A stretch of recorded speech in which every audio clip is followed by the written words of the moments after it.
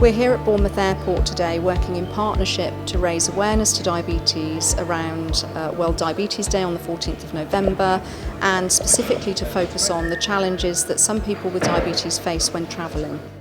I'm Sarah Tutton, I'm the Chief Executive of Diabetes Research and Wellness Foundation.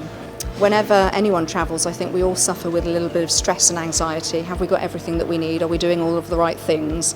But for someone with diabetes, 90% of their self-care is the management of their diabetes, and stress and anxiety can impact on their blood sugar levels in a slightly more impactful way than perhaps for someone without diabetes.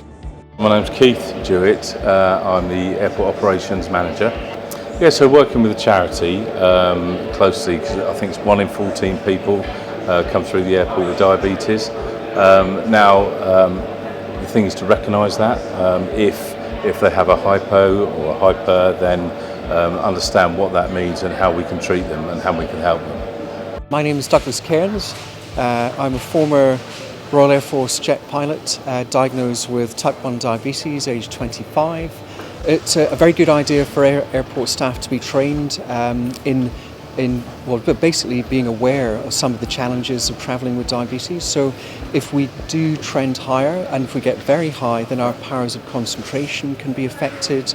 If you're trending low, to the point of going low on blood sugars, there are quite a lot of symptoms that can be detected. Some people may be sweating, a little bit anxious, people can get irritable. So you could think you've got a slightly irritable person, but there may be a reason for that irritability going on at that time if they are actually having a low blood sugar reaction.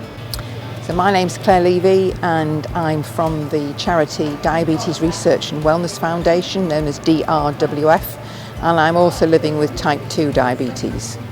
So when you're travelling with type 2 diabetes, it very much depends on what regime you're on, whether you're on tablets. You may be on insulin as well, because it can affect you in lots of different ways and for how long you've had it.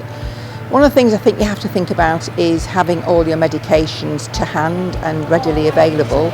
In actual fact, a lot of staff are aware of diabetes and trained in a medical situation to understand and recognise the signs.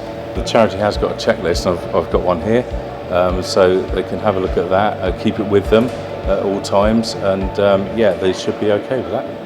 Always check your manufacturer's guidance on your wearable technologies, your treatments and medicines in advance of your travel, but also to ask the airport staff for guidance or help when you arrive at the airport. Make it known that you have diabetes and might need a little bit more time, a little bit more support as you navigate airport security.